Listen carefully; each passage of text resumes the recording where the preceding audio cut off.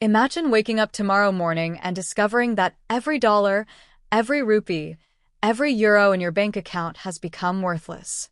Your savings, your salary, your wealth, Gone. it sounds impossible. But for most of human history, people didn't trust paper money at all. In fact, there was a time when a simple piece of paper could get you laughed out of a marketplace. So how did humanity go from trading cows, shells, and gold to trusting numbers on a screen? How did paper become more valuable than precious metals? And why do entire nations rise and fall based on something that has no value on its own? I'm Aidan Thomas of Hidden History, and this is the hidden history of money. For thousands of years, humans lived without money. If you wanted food, you hunted it. If you needed tools, you made them yourself. But as communities grew larger, a problem appeared. Trade. Imagine you're a farmer with wheat. You need shoes. The shoemaker needs meat. The butcher needs pottery. The potter needs wheat. Finding someone who wanted exactly what you had became difficult. Historians call this the double coincidence of wants. Trade worked, but it was inefficient. Human civilization needed something better. Around 5,000 years ago, people began using items that almost everyone valued.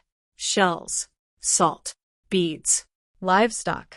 In many ancient societies, cattle became a measure of wealth. The more animals you owned, the richer you were. But livestock had obvious problems. Cows could die. They were difficult to transport, and you couldn't easily divide one for small purchases. Civilizations needed a more practical solution. Around the 7th century BCE, in the ancient kingdom of Lydia, located in modern-day Turkey, rulers introduced one of history's greatest inventions. Coins. Made from electrum, a natural mixture of gold and silver, these coins carried official markings guaranteeing their value. For the first time, people didn't need to weigh precious metals during every transaction. Trade became faster. Markets expanded. Economies grew. Soon the idea spread across Greece, Persia, India, and China.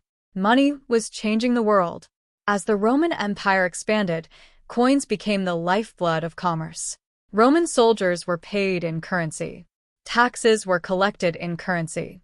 Trade across 3 continents depended on currency. But Rome discovered something dangerous. Governments could reduce the amount of precious metal inside coins while keeping the same face value. At first, nobody noticed. Then prices began rising. Inflation had arrived. The lesson would repeat throughout history. Money only works if people trust it. By the 11th century, Chinese merchants faced a problem. Trade was booming. Coins were heavy. Large transactions required transporting enormous amounts of metal. So merchants began using paper certificates. Eventually, the government adopted the idea. China created the world's first paper money. It was revolutionary. A lightweight piece of paper could represent enormous value. But it also created a new temptation.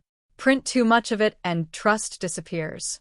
Several Chinese dynasties learned this lesson the hard way. For centuries, gold became the foundation of global finance. Why gold?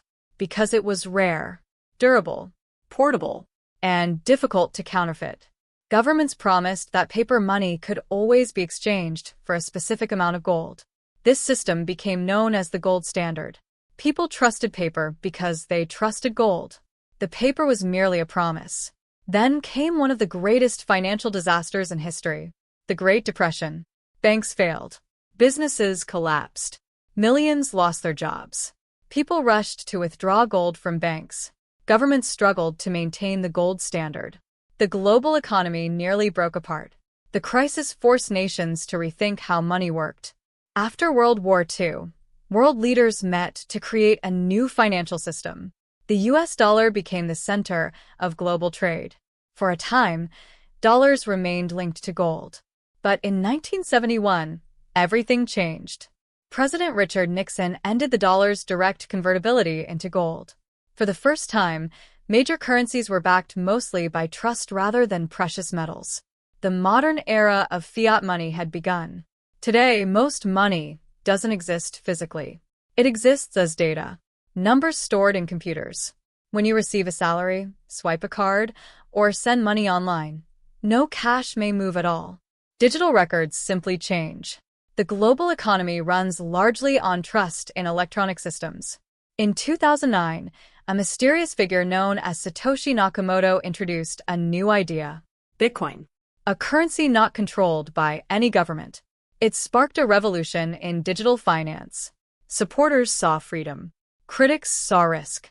But regardless of opinion, cryptocurrency forced the world to reconsider a fundamental question. What is money? A dollar bill is just paper.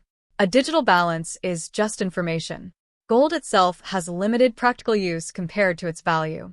Money works because billions of people collectively agree that it works. It is one of the largest shared beliefs in human history. A global system built on trust.